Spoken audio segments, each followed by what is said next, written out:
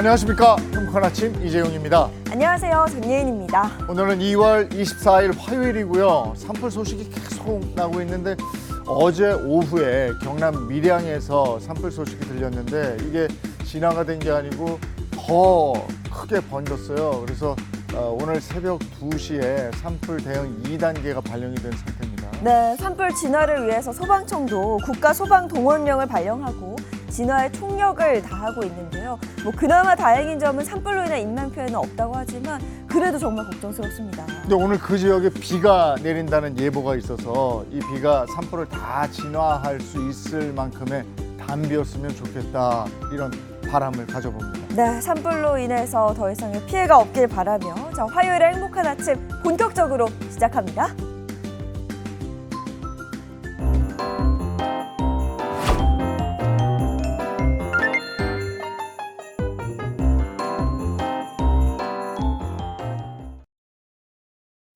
네, 화요일 아침에는 어떤 소식이 들어와 있을까요? 모닝픽부터 시작하겠습니다. 손석구 평론가와 함께합니다. 어서 오세요. 안녕하세요. 안녕하세요. 네, 오늘 모닝픽 어떤 소식 들어와 있습니까? 네, 오늘 첫 번째 소식은 대기업과 중소기업의 근로자들 월급 차이가 2024년 기준 평균 306만 원에 달하는 것으로 나타났다는 소식입니다. 23일 국가데이터처가 발표한 결과에 따르면 두 근로자 간의 월 평균 소득 차이 2022년 305만 원을 넘어 역대 가장 큰 수준으로 벌어졌습니다. 서울시가 부동산 시장 왜곡을 막고 무주택 시민의 피해를 예방하기 위해 집값 담합, 허위 거래 신고 등의 행위에 대한 집중 수사에 들어간다고 밝혔습니다. 지난해 전국에서 소아청소년과 의원 59곳이 개업하고 89곳이 폐업해 전체 의원 중 폐업률이 가장 높은 것으로 나타났습니다. 소아청소년과의 경우 비급여 진료 등이 적어 수익성이 낮은 데다 출산율 감소로 아동 인구 자체가 줄어들고 있기 때문으로 분석됩니다. AI로 파킨슨병의 조기 진단이 가능해질 전망입니다. 서울의 한 대형 병원이 여러 임상 데이터를 통합 분석하는 멀티모달 AI를 개발했는데요. 이 기술을 활용하면 파킨슨병 등 신경계 퇴행성 질환의 조기 진단은 물론 예후 예측까지 가능하다는 설명입니다. 경찰이 픽시 자전거 단속을 강화하기 위해 학부모까지 수사 의뢰하는 방안을 검토 중입니다. 네, 다양한 소식 가운데 오늘 집중적으로 다뤄볼 모닝픽 어떤 이야기죠? 네, 서울시가 인위적인 집값 담합이나 허위 거래 신고 등 이 부동산 거래 질서를 교란하는 행위에 대한 집중 수사에 착수한다고 밝혔습니다. 이번 수사는 최근 서울 아파트 매매 가격이 53주 연속 상승세를 보이는 가운데 온라인 단체 대화방 등에서 특정 가격 이하로 매물을 내놓지 못하게 하는 집값 담합 행위가 드러난 것이 계기가 됐는데요.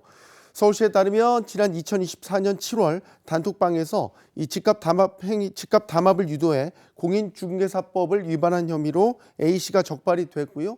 또 지난해 1월에는 이 특정 가격 이상으로 중개를 유도하는 글을 올린 혐의를 받는 아파트 소유자들이 검찰에 넘겨지기도 했습니다. 이를 비롯해서 지난해에만 이 공인중개사법 위반 혐의 55건, 주택법 위반 혐의 5건 등 총 60건이 서울에서 적발됐습니다. 최근에 기업들의 담합 소식 들려왔는데 이번엔 또 아파트값, 집값 담합 소식이 들려옵니다. 어떤 걸 조사하고 어떻게 처벌합니까? 네, 이 서울시에서 밝힌 집중 조사 대상을 보면요, 시세보다 현저하게 높게 표시 광고하도록 강요하는 행위, 또 특정 공인중개사 단체 회원이 아닌 경우 이 공동중개를 거부하는 행위, 또 온라인 커뮤니티 등에서 이 매물을 특정 가격 이하로 내놓지 못하게 유도하는 행위 등인데요. 서울시는 이 같은 이 담합 거래질서 교란 행위가 적발될 경우에는 무관용 원칙으로 대응하겠다는 방침입니다. 관련 처벌을 살펴보면 이 부동산 거래질서 교란 행위는 3년 이하의 징역 또는 3천만 원 이하의 벌금에 처해질 수 있고요. 허위로 거래를 신고하거나 또 공동중개를 거부한 공인중개사의 경우에는 이 중개사무소 개설 등록 취소 또는 6개월의 자격정지 처분을 받을 수 있습니다. 이와 관련해서 시민들의 적극적인 신고도 중요할 텐데요. 자세한 신고 방법 좀 알려주시죠. 네, 이 불법 담합 행위를 발견했거나 피해를 입은 시민은 이 서울시 누리집 민생침해 범죄 신고센터나 스마트폰 앱 서울 스마트 불편 신고를 통해서 제보할 수 있습니다. 특히 화면 캡처 등 혐의를 입증할 수 있는 증거 자료를 함께 제출해서 공익 증진에 기여한 경우에는 심의를 거쳐서 최대 2억 원까지 포상금이 지급될 수 있습니다. 서울시는 6월 말까지 부동산 가격 담합 집중 신고 기간을 운영할 예정인데요. 집값 담합과 관련한 민원 신고가 많은 강남구나 서초구, 송파구 등 대단지 아파트 밀집 지역을 중심으로 수사를 진행하고요. 필요시에는 수사 범위를 다른 자치구로 확대할 방침입니다. 이 부동산 가격을 왜곡시키고 부동산 시장의 신뢰를 흐트러뜨리는 행위잖아요. 이게 잘 찾아내고 잘 처벌하고 네. 이렇게 해서 다시는 이런 일이 없도록 해야 되겠습니다. 자, 다음 픽은요. 네, 최근 청소년들 사이에서 이 픽시 자전거가 안전사고를 유발하면서 그야말로 이 달리는 폭탄으로 불리고 있는데요. 경찰은 이 픽시 자전거에 대한 단속 수위를 대폭 강화할 방침입니다. 경찰청은 청소년 무면허 킥보드 등 개인용 이동장치 PM, 또 픽시 자전거 도로주행과 같은 불법 행위를 단속하고 이 고질적 문제는 PM 공유업체나 학부모에 대한 수사 의뢰까지 검토해서 청소년의 위험하고 무모한 행위를 근절하겠다고 밝혔습니다. 이 픽시 자전거의 위험성 문제 계속해서 말이 나오고 있는데요. 실제로 어떤 점이 지적되고 있을까요? 네, 이 픽시 자전거는 변속기나 브레이크 없이 하나의 고정 기어만 사용하는 구조로 원래는 이 경기용이나 선수 훈련용으로 제작됐습니다. 문제는 이 제동력인데요. 국립재난안전연구원 분석에 따르면 이 픽시 자전거는 시속 10km로 주행할 경우 제동거리가 일반 자전거보다 5.5배가 길고요. 시속 15km에서는 9.2배, 시속 20km에서는 13.5배까지 늘어나는 것으로 나타났습니다. 속도가 조금만 올라가도 이 사고 위험이 급격히 커질 수 있다는 겁니다. 자, 이런 상황에서 경찰이 단속을 강화하겠다 이런 건데 법적으로 처벌 가능한 근거는 뭡니까? 네, 이 경찰은 이 픽시 자전거를 도로교통법상 차에 해당하는 이동수단으로 보고 있습니다. 따라서 제동장치를 정확히 조작하면서 운전해야 할 의무가 적용이 되고요. 이를 위반해서 이 안전 의무를 지키지 않으면 통상적으로는 즉결심판 청구 대상이 될 수 있겠습니다.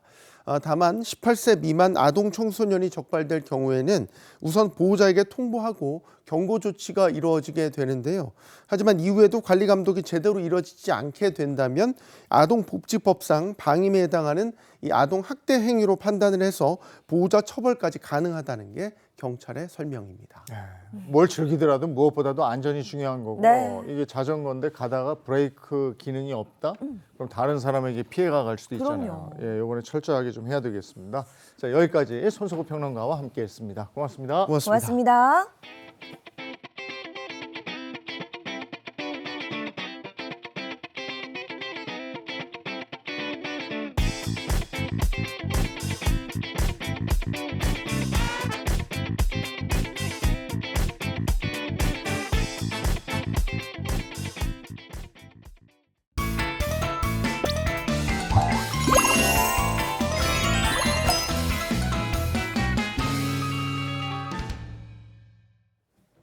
돈에 대한 궁금증을 풀어보겠습니다. 화요일의 경제 레시피 머니 시간입니다. 네, 화요일의 금융 아이돌이죠. 머니보이즈 김현우 소장 그리고 신인선 씨 함께합니다. 어서 오세요. 하나 둘 셋. 네가 봤냐고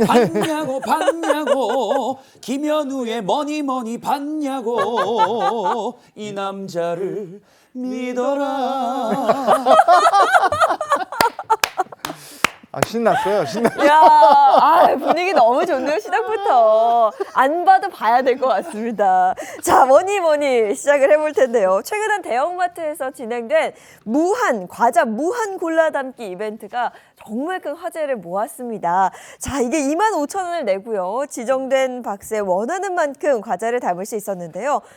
탑처럼 쌓아서 네. 100개 넘게 담았다는 후기는 물론 SNS에서 노하우를 찾아보고 예습까지 한 뒤에 참여한 분들도 어허. 있었습니다. 대단해. 심지어 이렇게 구매한 과자를 중고거래 플랫폼에 되파는 사례까지도 심심찮게 볼 수 있었죠. 아니 이런저런 해프닝이 있었다고 들었습니다만은 이 고물가 시대에 어쨌든 재미난 이벤트가 열렸고 그럼요. 네. 그죠? 예, 여러분들의 뭐 많은 사람들의 마음을 저격한 이벤트였던 것 같아요. 네, 저희는 재밌게 봤는데 네. 우리 머니보이즈 리더님, 소장님은 되게 쓴웃음을 짓고 계시는데 표정이 왜 그러십니까? 왜 그래요? 저게 일단 뭐 과자를 많이 챙기신 게 아낀 건가라는 생각이 들어서 저걸 저만큼을 가져오든 요만큼을 가져오든 25,000원을 내야 된다는 거잖아요. 아하. 25,000원을 안 냈으면 100% 아낀 건데. 오히려 네.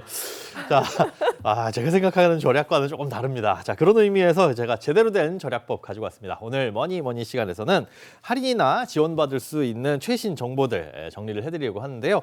아는 만큼 돈이 되는 돈을 아낄 수 있는 각종 혜택들 지금부터 하나씩 짚어보도록 하겠습니다. 네, 그러면 어떤 혜택이 있는지 확인해 보기 전에 궁금증부터 확인해 보겠습니다. 톡방 열어주세요. 예인 이번 주말에 쇼핑 갈래 말래?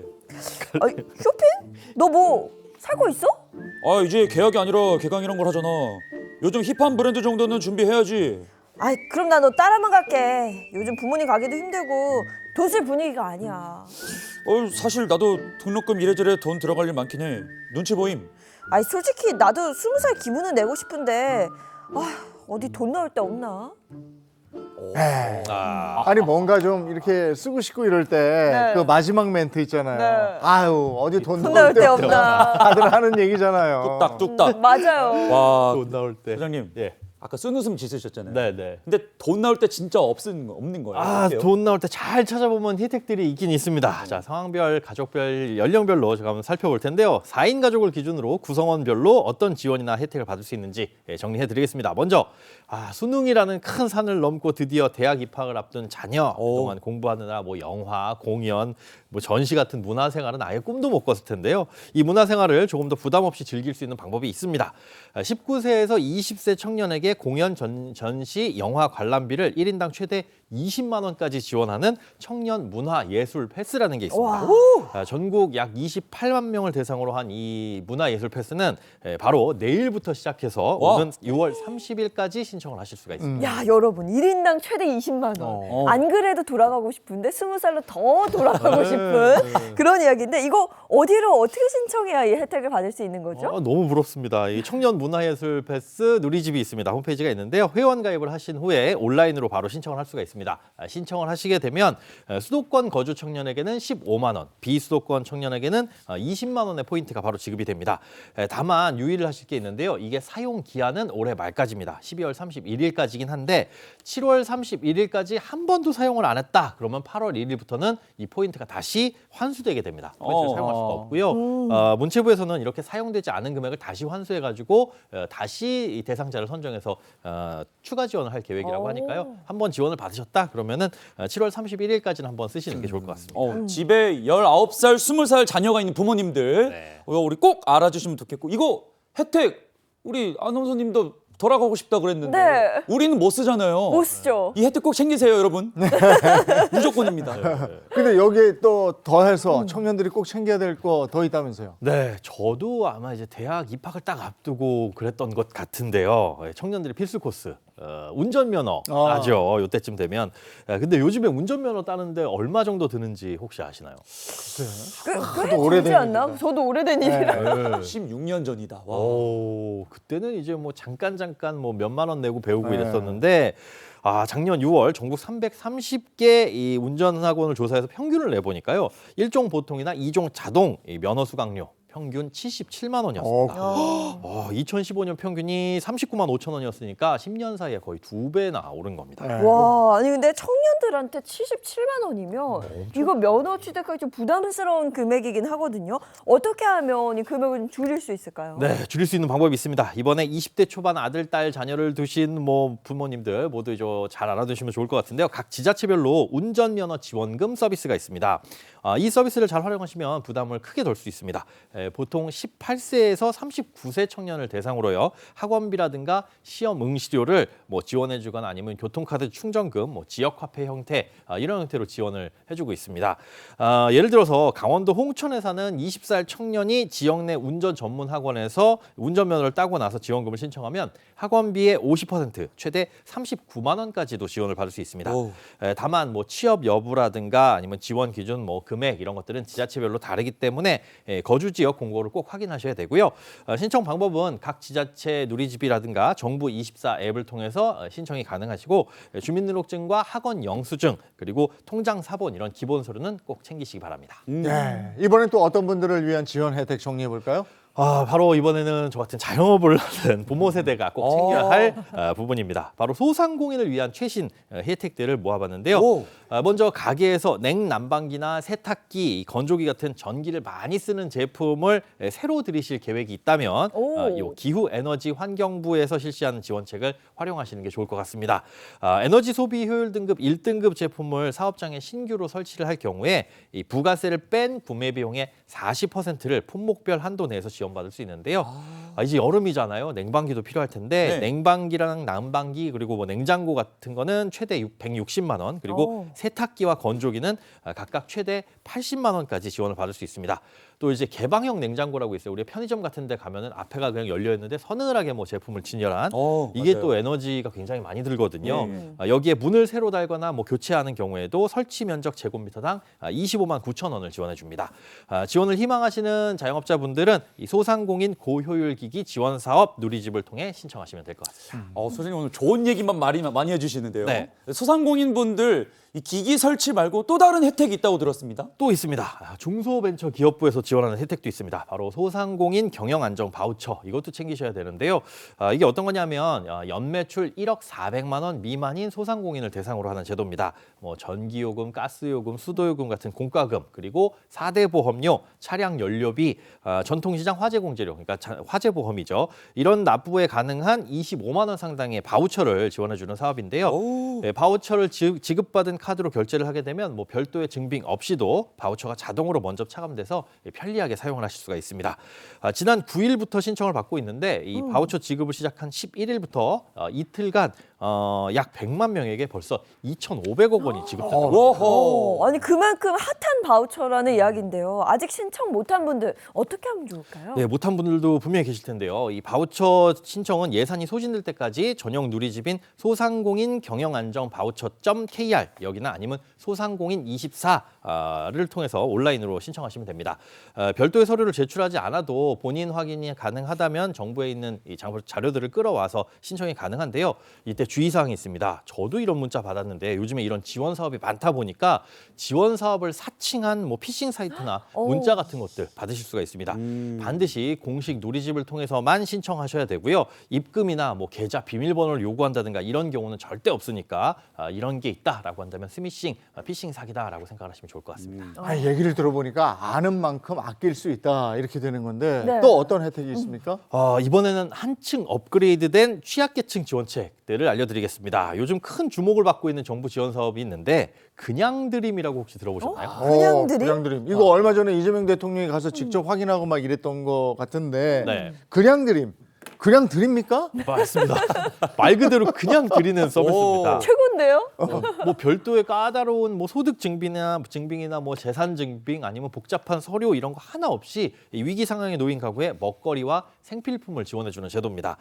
방문 인원 1인당 2만 원 한도 내에서 뭐 쌀, 라면, 통조림, 휴지 같은 생필품을 제공을 하고 있는데요. 현재는 전국 67개 시군구에서 107곳의 그냥 드림센터가 운영되고 있는 중입니다. 네, 복지 사각지대를 조기에 알아내겠다 이런 취지에서 이런 지원책이 시작됐다고 하는데 현장 반응도 굉장히 뜨겁다고 하죠. 네, 굉장히 뜨겁습니다. 기존에도 이런 비슷한 게 있었어요. 뭐 푸드뱅크라든가 푸드마켓이 있었는데 여기는 이제 기초생활수급자라든가 아니면 차상위 계층처럼 이미 선정된 대상자를 중심으로만 운영이 돼 있었거든요. 그러다 보니까 소득이나 재산 기준에 아주 못 미치거나 아니면 아직 대상은 되지만 선정이 되지 확보되지 않아가지고 지원을 못 받는 이런 분들이 생긴다는 한계가 있었습니다. 이걸 보완하기 위해서 보건복지부에서 그냥 드림을 지난해 12월 1일부터 시범 사업으로 시작을 했는데요. 이번 달 5일 기준으로 지금까지 4만 500여 명이 물품을 제공받으셨고요. 이 가운데 7,500명 정도가 기본 상담을 받았고 여기를 통해서 이제 상담 연계나 복지 서비스로도 연계가 되고 있습니다. 오. 이게 말 그대로 그냥 드림이 그냥 꿈을 꾸는 것 같은 네. 그런 혜택을 받는 것 같은데 정말로 아무것도 준비하지 않고 방문을 해도 정말 받을 수 있어요. 정말 받을 수가 있습니다. 이 복지 사각지대를 해결하기 위해서 심지어 신인선 씨가 가서 방문을 해서 오! 가더라도 받을 수 있는데 그러시면 안 되겠죠. 자, 일단 첫 방문 때는 별도의 자격 확인 없이 물품을 지급을 해줍니다. 하지만 두 번째 방문부터는 절차상 추가되는 부분이 있는데요. 바로 복지 상담이 의무적으로 시행이 된다는 겁니다. 앞서 잠깐 말씀드렸다시피 이 상담을 통해서 위기 상황이 확인이 되면 기초생활수급이라든가 긴급복지 그리고 의료비 지원 같은 제도권 복지로 연결을 시켜주는 거예요.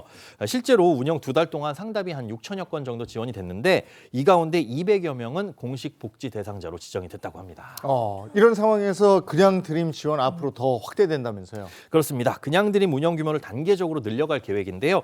우선 5월까지 센터를 150곳으로 확대를 하고요. 연내에는 300곳까지 늘린다는 방침입니다. 여기에 이제 거동이 어려운 분들도 이용이 어려울 수 있잖아요. 이분들을 위해서 이동식 서비스도 도입할 예정이라고 합니다. 네, 꼭 필요한 분들에게 실질적인 지원이 계속해서 이루어졌으면 좋겠습니다.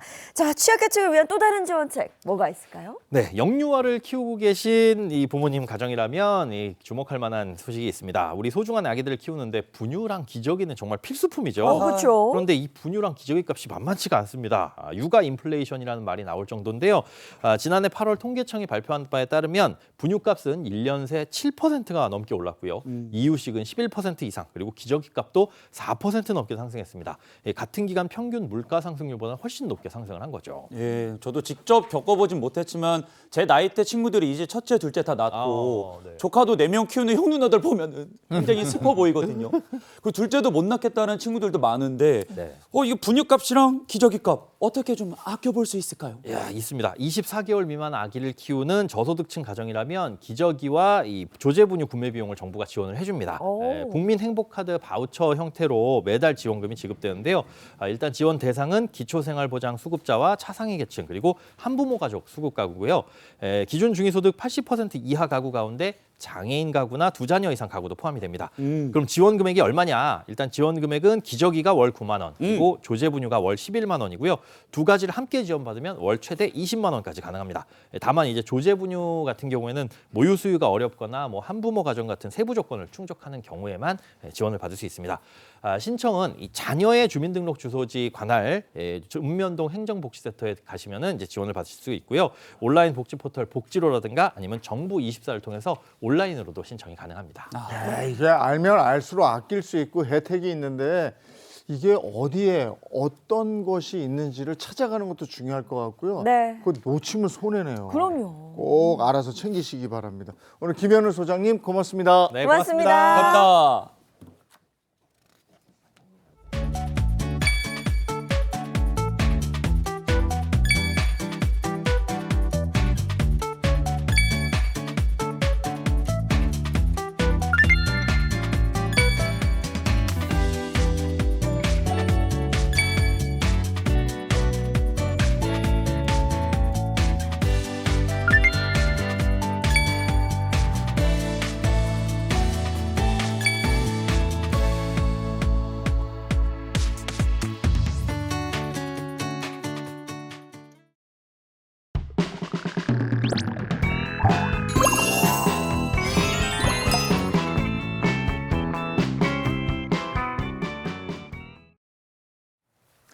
행복한 아침 함께하고 계신 지금 시각이 8시 29분을 넘어섰습니다. 이번에는 화요일에 맛있는 레시피 이보은의 4개 식탁 시간입니다. 이보은 선생님 어서 오세요. 안녕하세요. 안녕하세요. 반갑습니다. 아유, 설 보내시느라고 아주 고생이 많으셨죠. 이렇게 설 음식 장만하고 그러다 보니까 냉장고에는 아직까지 그 설 때 먹다 남았던 그 안 썼던 재료들이 가득 담겨 있습니다.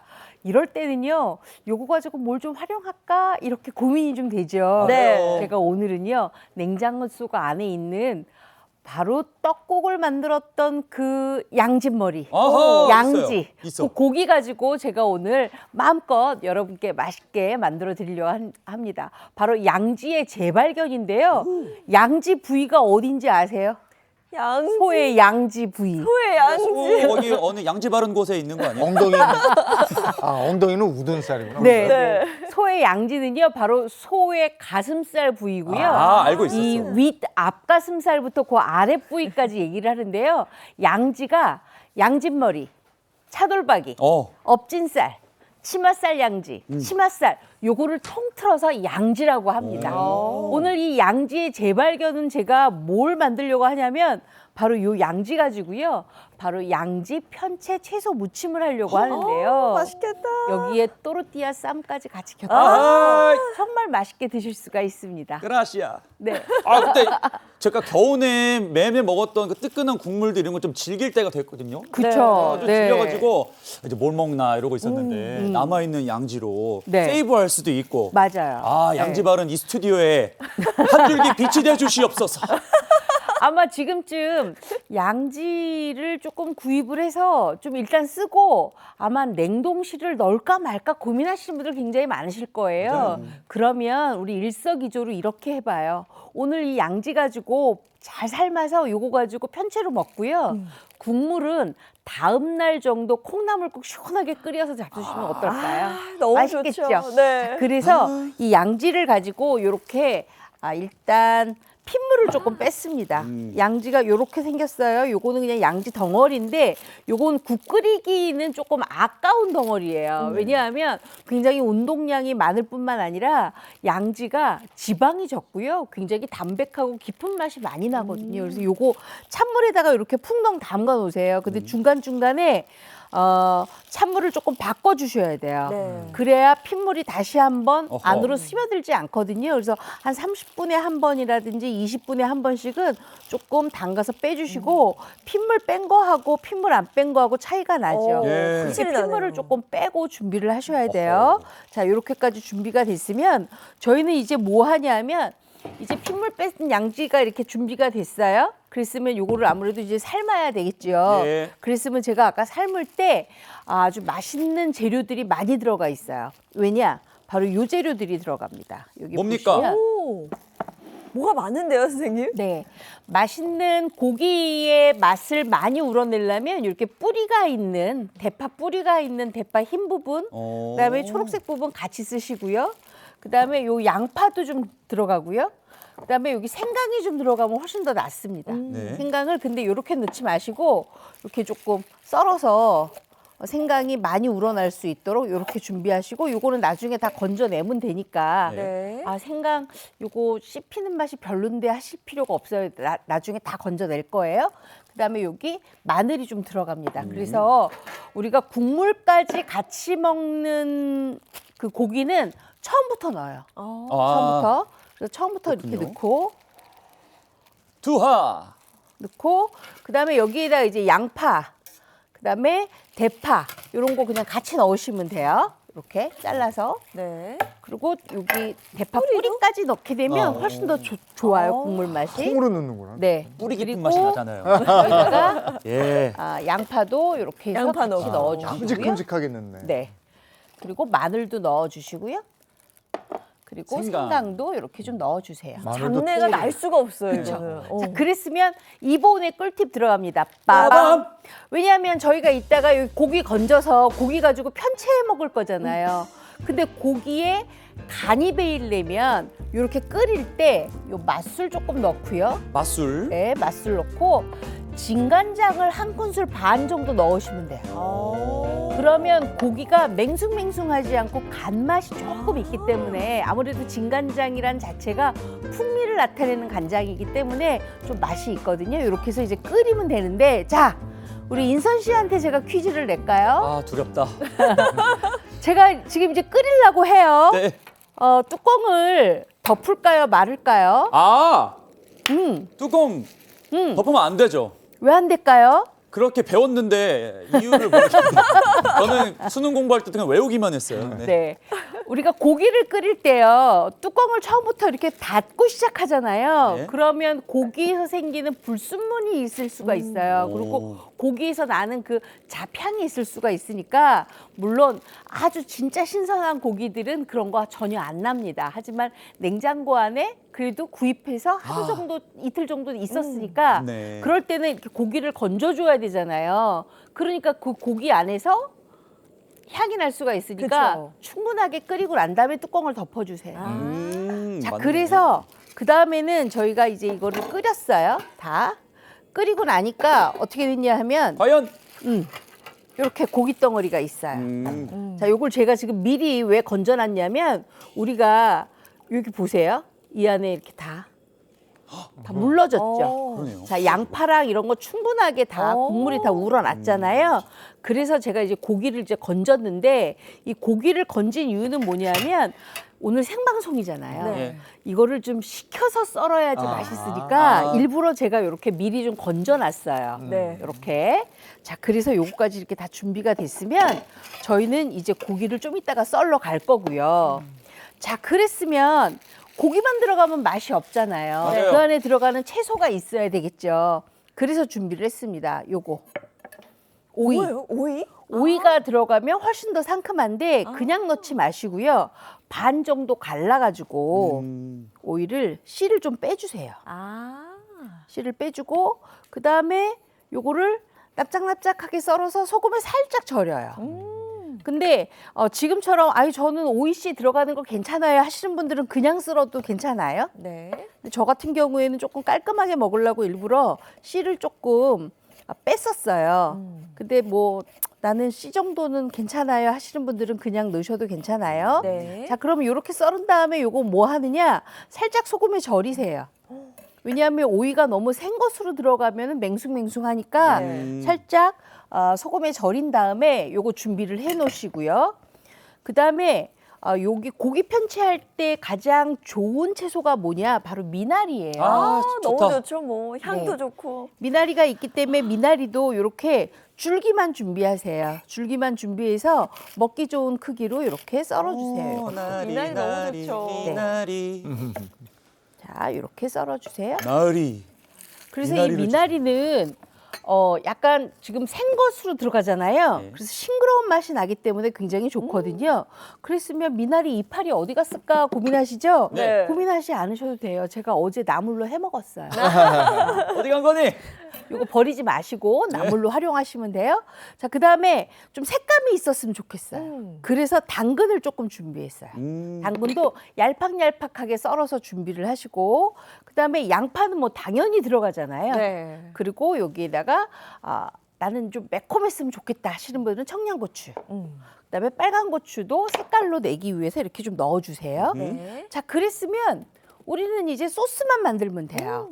자, 그랬으면 이따가 우리가 이걸 볶을 거잖아요. 그러니까 무칠 거잖아요. 네. 그러니까 소스를 이런 데다가 놓고 다시 붓지 마시고 그냥 아예 무칠 볼에다가 소스를 하시면 돼요. 자, 일단 다시마 우린물을 먼저 넣어주세요.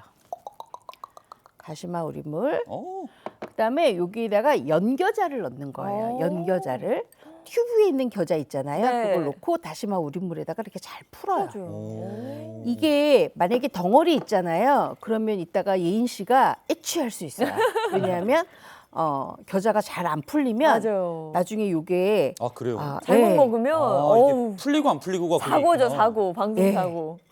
그래서 요거를 이렇게 잘 풀어주셔야 돼요. 되도록이면 그래서 물성이 있는 다시마 우린물에다가 먼저 이렇게 풀어주세요. 그리고 나서 여기에다가 간장을 먼저 넣어요.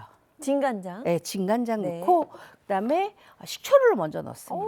그리고 다시 한번 또 저어주세요. 네.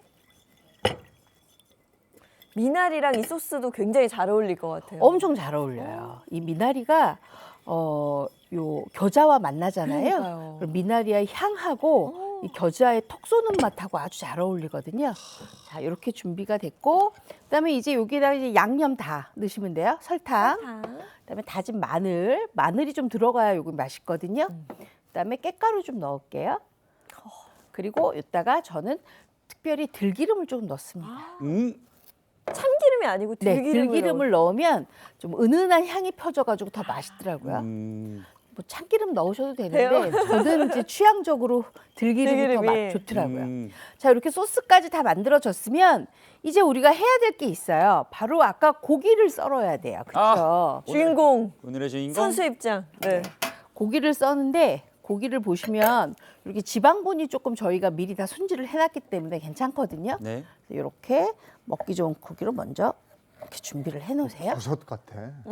진짜요. 상황버섯.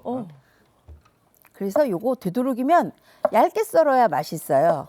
아, 고기인데 두껍게 썰어야 조금 입에 탁탁 잘라붙지 않아요 하실 텐데 요거 얇게 썰어야 채소하고 같이 먹는 맛이 있어서 아주 좋아요. 이 다이어트 할 때도 너무 좋겠는데요. 네. 지방이 없어서. 그 사태 같은 거 가지고도 저렇게 하지 않아요? 사태도 맛있는데 양지가 요게 맛있습니다. 있어요. 요거 얼마나 야들야들한지 제가 한번 드려볼게요. 진짜요? 너무 좋죠. 한번 잡숴 보실래요? 벌써요? 네. 이게 고기의 맨 맛을, 그러니까 양념이 안 된 맛을 일단 한번 맛보셔야 돼요. 요거 그냥 고기만 한번 네. 먹어볼까요? 이게 그냥 고기? 냉장고 있던 거잖아요, 이거. 냉장고 있던 거 아니고 아침에 삶아서 갖고 온 거예요. 뭐요? 아, 퍽퍽하지 않아요. 그러네. 그쵸? 부들부들하죠? 오. 식감도 좋고. 잘 삶았네. 아니 그 잡내가 전혀 아, 없네요. 뭔 잘 삶았어. 진짜 잡내도 없고. 맛있죠? 예. 야, 이것만 먹어도 맛있어요. 아무 양념이 없는데. 자, 그랬으면 아까 저희가 이 남은 거 있었잖아요. 남은 거, 국물. 남은 거 국물은 어떻게 하냐면 그대로 놔두면 안 되고요. 여기 안에 보시면 이렇게 채소들 있잖아요. 아까 향신채 했던 거. 네. 이 향신채 했던 거를 체에다가 받쳐서 이 맑은 국물만 빼세요. 그러고 난 다음에 한 5시간 정도 이렇게 차가운 데 두시잖아요. 그럼 기름이 낄 거예요, 위에. 그러면 기름 낀 것을 맑게 다 걷어내고 난 다음에 우리가 왜 보통 저거 통 있잖아요. 왜 이렇게 생수통 같이 생긴 거. 거기에다가 받아요. 그런 다음에 냉장고에 보관했다가 내가 오늘 미역국 끓일 거다. 또 북엇국 끓일 거다. 묵국 끓일 거다 할 때 그 국물 넣으시면 돼요. 만능 육수가 되네요. 그쵸. 그러면. 자, 그랬으면 요거 가지고 일단 한번 제가 무칠 거예요. 맛있겠다. 무치는데 제가 아까 뭐라고 말씀드렸어요? 또르띠아하고 같이 할 거라 네. 그랬죠. 그래서 또르띠아를 요 후라이팬에다가 마른 팬에다가 일단 구워요. 저거 아주 약불에 잘 약불에. 구워야 되는데. 그렇죠. 많이 태웠어요, 저거. 약불에 살짝만 해야 돼요. 요건 뭐 그냥 먹어도 되는데 그래도 또르띠아에다가 이렇게 해서 먹으면 좋거든요. 그래서 이렇게 해서 요걸 한번 구워서 맛있게 4등분 해서 두시면 되고요. 네. 저는 이제 요거를 무치면 됩니다. 이제 고기 넣고요. 오, 소스랑 드디어 너무 소스에 잘 어울릴 것 같아요. 고기 넣고요. 와, 맛있겠다. 그다음에 양파도 넣고요. 미나리 미나리. 넣고요. 미나리 듬뿍. 봄이 그다음에 오이 오는데 이게 넣고요. 새콤한 맛이겠다. 네. 그다음에 당근 넣고 청양고추 넣고 청양고추 들어가야죠. 빨간 고추 넣고 버무리면 끝이에요. 아하, 이거 간단하네. 네. 그러니까 요 요리는 소스 만들어 놓고 네. 저렇게 국물 만들어 놓고 고기 건져서 바로 하시면 되는 거예요. 맛있겠죠? 네. 냉장고에 양지 발견하면 바로 해야겠다, 이거. 저 겨자 소스도 너무 기대되고 양지도 우리가 고기만 먹어보니까 알잖아요. 이게 맞아요. 퍽퍽한 게 아니라 맞아요. 잡내도 없고 깔끔하고. 제가 그래서 일부러 고기 맛을 한번 보여드린 거예요. 이런 고기 맛이어야 맛있다. 그래서 제가 이따가 담아 드릴게요. 이럴 수가. 맛있겠다. 향이 난다. 향 넘어와요. 향 향이 나죠? 넘어와. 겨자의 그 상큼한 식초와 겨자의 상큼함이 넘어옵니다. 어머. 뭐 미나리랑 이렇게 같이 싸 먹으면 너무 맛있죠. 자, 이렇게 드릴게요. 네. 여기 계세요? 야. 요거 가져가셔서 예, 왔습니다. 지금 시간으로 봐서 한 점씩 먹으면 끝나겠어. 퍼주세요. 이거 오늘 방송 네. 끝나고 저 이거 잔뜩 먹고 가야겠어요. 그러게 말이야. 향이 오지? 빨리. 미나리 향이랑 네. 겨자 겨자랑 향이랑. 미나리 와. 향이랑 너무 좋은데 지금 마음이 급해서 먼저 네. 예, 취직평 해주세요. 저는 항상 먹다가 끝나거든요. 욕심이 나서 많이 담았어요. 겨자를 쓴 이유가 있구나. 요거는 싸서 싸서 잡수셔야 맞아, 돼요. 또르띠아에 써야 돼요. 바로 나오죠. 또르띠아.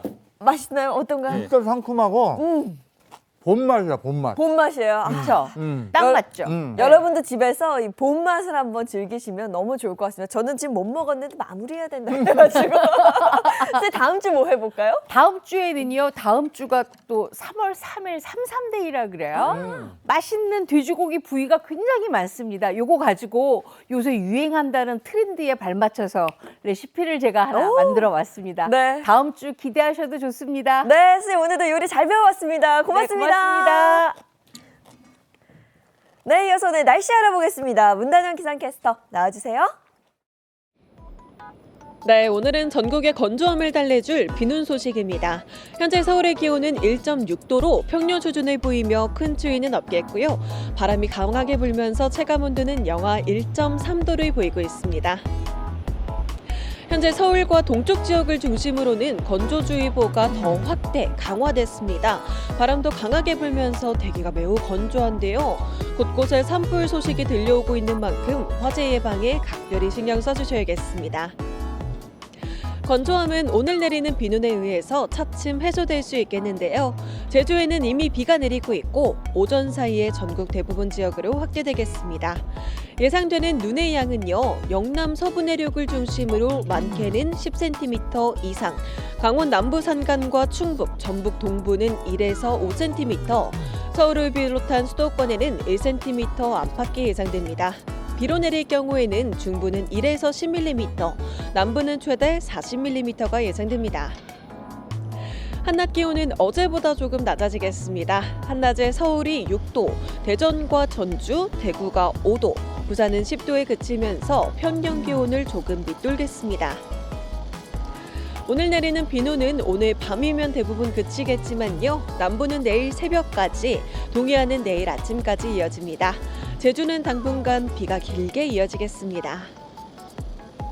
오늘 경북 남서 내륙과 경북 서부 내륙을 중심으로는 시간당 1에서 3cm의 무겁고 습한 눈이 예상되니까요. 강한 눈에 대비 잘 해주셔야겠습니다. 지금까지의 날씨 전해드렸습니다. 오늘 눈비 소식이 있는데 특히나 산불 지역에 비가 네. 좀 충분히 내려서 산불이 다 진화됐으면 좋겠어요. 네, 그리고 외출하실 때는 우산 하나 꼭 챙겨 나가시는 것도 잊지 마세요. 좋은 하루 보내시고요. 저희는 내일 아침 8시에 돌아올게요. 행복한 아침, 행복한 하루 되십시오. 고맙습니다. 고맙습니다.